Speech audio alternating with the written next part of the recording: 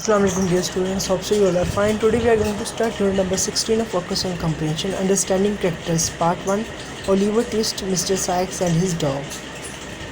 So unit 16 को start करते हैं, इसका Part 1 डिस्कस करेंगे.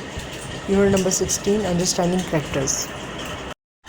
मतलब कि किरदारों को समझना. Reading an extract from 19th century novel. अब इसमें एक 19th सेंचुरी नावल डिस्कस किया गया. एक एक्सट्रैक्ट 19th सेंचुरी नावल से लिया गया और दूसरा 12th सेंचुरी नावल से लिया गया. अब इसमें हम दो नावल्स की रीडिंग पढ़ेंगे, ठीक है. और उन रीडिंग में ना करेक्टर जो है ना, उस करेक्टर जो नावल्स के अंदर होते हैं उस पर डिस्कशन की गई है.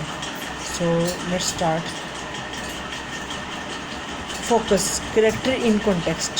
Charles Dickens created some of the most enduring characters in English literature, such as character of as Fagin, Miss Havisham, Oliver Twist, and Ebenezer Scrooge are all instantly recognizable throughout the world.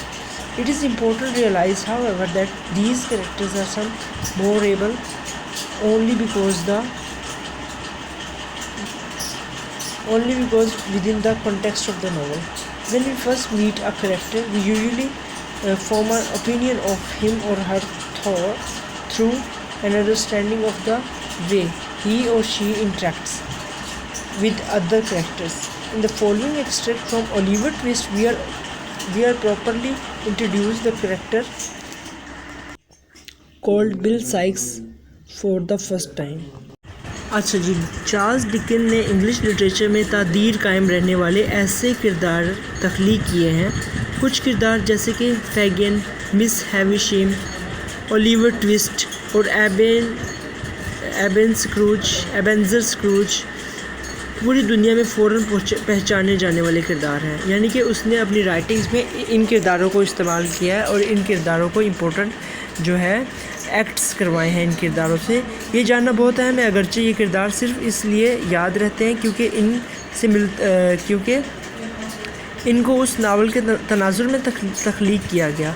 जब हम पहली दफ़ा किरदार से मिलते हैं, जो जिस तरह वो मर्द औरत दूसरे किरदारों के साथ मिलता जुलता है, इसके बारे में कोई राइम कायम करते हैं. ज़ेर नज़र इस कहानी में, जो कि चार्ल्स डिकेंस की नावल ओलिवर ट्विस्ट से ली गई है, हमें एक मौजू अंदाज से बिल साइक्स नामी किरदार से रोशनास कराया जाता है. अब जो हम 16.1 यानी कि बिल साइक्स जो कि ओलिवर ट्विस्ट नावल के अंदर एक जो मौजू है, जो एक किरदार है, उसके बारे में हम पढ़ेंगे, ठीक है. Introducing characters. As you read the extract, ask yourself this question.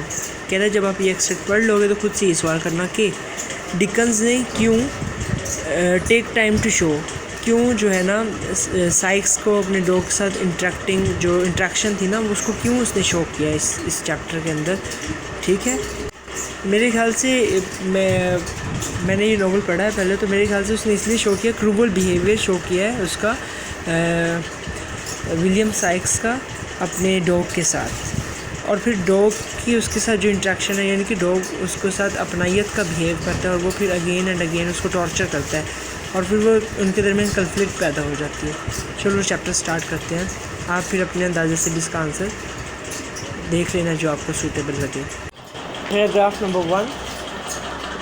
In the obscure parlour of low public house in the filthiest part of the little Saffron Hill, a dark and gloomy den where a flaring gaslight burnt all day in the winter time, and where no ray of the sun ever shone in the summer.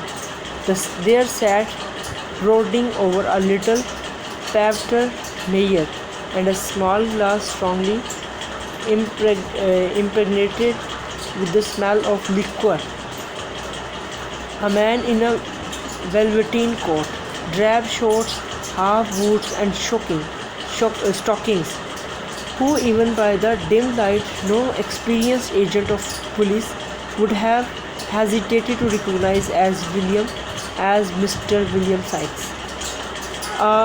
At his feet sat a white-coated, red-eyed dog who occupied himself alternately in winking at his master with both eyes at the same time, and in licking a large fresh cut on one side of his mouth, which appeared to be the result of some recent conflict. "Keep quiet, you varmint, keep quiet," said Mr. Sikes, suddenly breaking silence. Whether his meditation were so intense as to be disturbed by the dog's winking, or whether his feelings were so wrought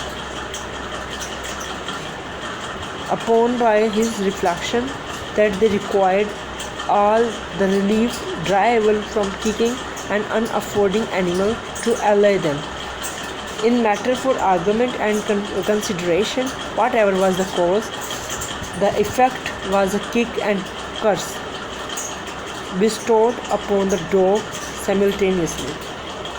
अच्छा जी, इसकी translation देखते हैं। दारुल उलूम के उस धुंधले parlour में जो कि लिटिल सैफरन हिल के गहरे और तारीक हिस्से में था, जहाँ शोलों, अब ये जो डिस्कशन कर रहे हैं ये सेटिंग बता रहे हैं जहाँ पर ये ओलिवर ट्विस्ट कह रहा हूँ, मिस्टर साइक्स जो है ना जहाँ बैठा हुआ है, जहाँ वो रहता है, जहाँ शोलों वाली चमकती हुई गैस सर्दियों में सारा दिन चलती रहती और जहाँ गर्मियों में भी सूरज की कोई किरण ना पहुँचती, जिसका पैमाना और एक छोटा ग्लास जो कि शराब की बदबू से भरा हुआ था। एक आदमी वेलवेट के कोट, पुरानी निकर, आधे बूट और जुराबों में लिपटा बैठा था, जिसको एक अनाड़ी पुलिस वाला उस मध्यम रोशनी में मिस्टर साइक के नाम से पहचान सकता था। उसके कदमों में एक सफ़ेद फर और सुर्ख आंखों वाला कुत्ता बैठा था जो अपने आप में गुम था। नतीजतन वो दोनों आंखों से अपने मालिक को इशारा कर रहा था और अपने मुंह की जानिब लगे ताज़ा ज़ख्म को चाट रहा था, जो कि किसी ताज़ा झगड़े का नतीजा लगता था। "खामोश रहो शरारती जानवर, खामोश रहो," मिस्टर साइक्स ने कहा। वो अपने कुत्ते को ये बात कहता है। अचानक खामोशी को तोड़ते हुए आया कि उसकी सोच और विचार इतनी ज़्यादा गहरी थी कि वो कुत्ते की आंखें झपकने से मुतासिर हो गया, कि उसके एहसासात उसकी सोचों से इतने ज़्यादा मुतासिर थे कि उसको उस तमाम सुकून की ज़रूरत थी जो कि उस बेज़र्र जानवर को मारने से हासिल हुआ। अब यहाँ पर पैराग्राफ नंबर 1 और 2 में ना 1 में तो देखो डिस्कस किया गया राइट, ये जो विलियम साइक्स है ना वो के साथ एक रूम में बैठा है, सारे रूम की सेटिंग डिस्कस की गई है, कौन सी जगह पर किस मोहल्ले में क्या क्या, और अपने कुत्ते के साथ बैठा है और उसको कुत्ते को चोट लगी तो वो अपना ज़ख्म चाट रहा है और वो कुत्ता अपने मालिक को देख रहा है। तो वो एक दूसरे को देख रहे थे तो उसको ये बुरा लग रहा था कि कुत्ता उसे क्यों देख रहा है इस तरह से, तो वो उसको मारना शुरू कर देता है। तो आगे पढ़ते हैं। Paragraph number 3, dogs are not gently apt to revenge injuries inflicted upon them by their masters, but Mr. Sikes' dogs, having fault of temper in common with his owner, and labouring perhaps at this moment under a powerful sense of injury, made no more ado but at once fixed his teeth in one of the half-boots. Having given it a hearty shake, he retired growling under a foam, just escaping the paved mire which Mr. Sikes levelled at his head. अच्छा जी, जो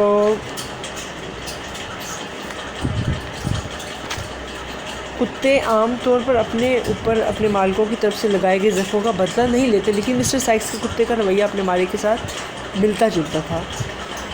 उस वक्त वो कोशिश कर रहा था कि एक शदीद चोट के ज़ेर असर कुत्ते को कुछ ज़्यादा ना किया, मांसवाए अपने दांत उसके आधे बूट में गाड़ दिए, उसे काफ़ी ज़्यादा झंझोड़ कर और इस तरह से घुराता हुआ बैठ गया उस शराब के पैमाने से बचते हुए जो मिस्टर साइक्स ने अपने सर के पास रखा था। अच्छा, अब देखो कुत्ते को वो मार रहा होता है लेकिन कुत्ते बदला तो नहीं लेते, उसने इस कदर उसको इंजर्ड कर दिया था कि उसने उसको ज़्यादा हर्ट तो नहीं किया साइक्स को, बल्कि उसका बूट अपने पैर में रख लिया था। आगे डिस्कस करते हैं 4 पैराग्राफ।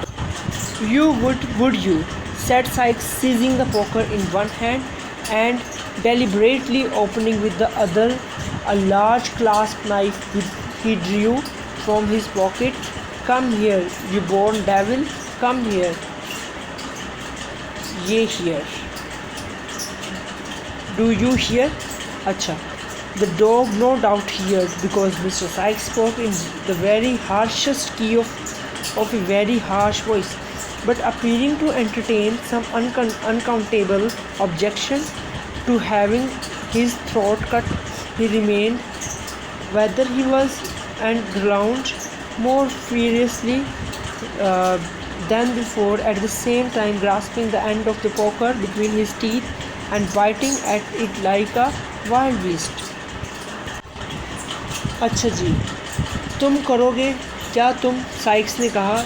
लोहे का रोड उसने एक हाथ में पकड़ा और जानबूझकर दूसरे हाथ से बंद चाकू खोला और उसने अपनी जेब से निकाला। यहाँ आओ पैदाशिश्तान, इधर आओ, तुम क्या सुनते हो? वो अपने ना कुत्ते को डरा रहा है, एक रोड के साथ और एक चाकू के साथ। पाँचवा, बिलाशुबा कुत्ते ने सुना, क्योंकि मिस्टर साइक्स ने बहुत दुरुस्त लहजे में बात की, लेकिन ऐसा लगता है किसी नाकाबिले बयान एतराज़ात की तफरीह करते हुए कि वो कुत्ते का गला काट देगा।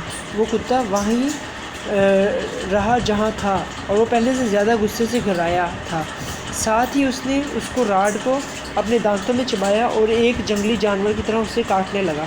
अब उसने जिन चीज़ों से उसको डराया था ना, वो उन चीज़ों को फिर कैच कर लिया उस कुत्ते ने, ठीक है। और वो चाकू इसलिए दिखा रहा था, कुत्ते को लगा था उसको गला काट देगा। उसको और ज़्यादा गुस्सा आ गया कुत्ते को।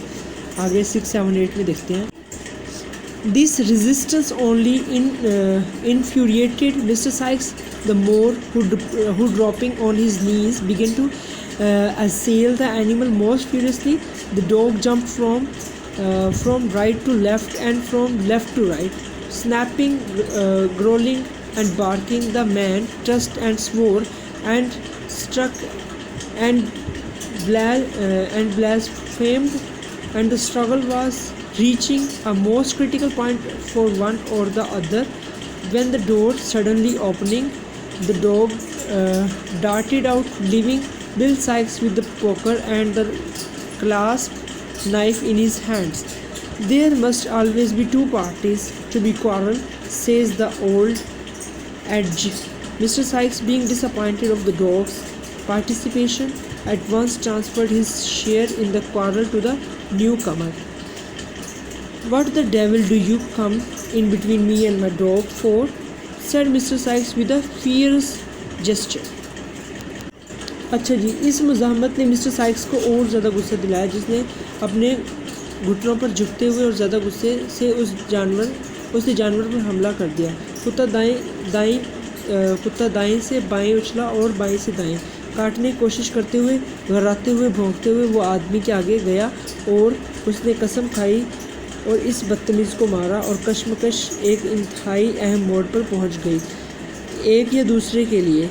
अचानक दरवाज़ा खुला और कुत्ता तेज़ी से बाहर चला गया, बिल साइक्स को पीछे छोड़ते हुए, जिसके हाथ में एक राड और दूसरे में बंद चाकू था। एक पुरानी कहावत है कि किसी भी झगड़े में दो लोग होते हैं।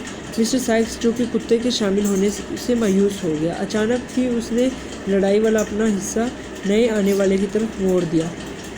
तुम क्या करने आए हो मेरे और मेरे कुत्ते के दरमियान? साइक्स ने कहा, एक गुस्से और शानदार इशारे के साथ। अब वो अपने कुत्ते के साथ लड़ रहा था, बीच में एक और बंदा है, उसने उसको भी कहा कि तुम क्या करने आए हो, मैं और मेरा कुत्ता लड़ रहे हैं, तुम्हारा क्या काम है? बीच में एक न्यू कमर जो है, ये कहानी थी बिल्कुल फजूल सी। तो बेसिकली करैक्टर के बारे में बताया गया। तो करैक्टर के बारे में 16.1 में हमसे पूछा गया कि क्यों उसको इतना प्रोमिनेंट किया। इसलिए किया क्योंकि वो बेज़ुबान जानवर के साथ लड़ रहा था, उससे कन्फ्लिक्ट कर रहा था। मैं उम्मीद करता हूँ आपको चैप्टर अच्छे से समझ आया होगा। चैप्टर की एक्सरसाइज विद सोल्यूशन और समरी आपसे शेयर कर दी गई है, अपनी क्लास से भी शेयर कर दीजिएगा। अल्लाह हाफिज़, टेक केयर।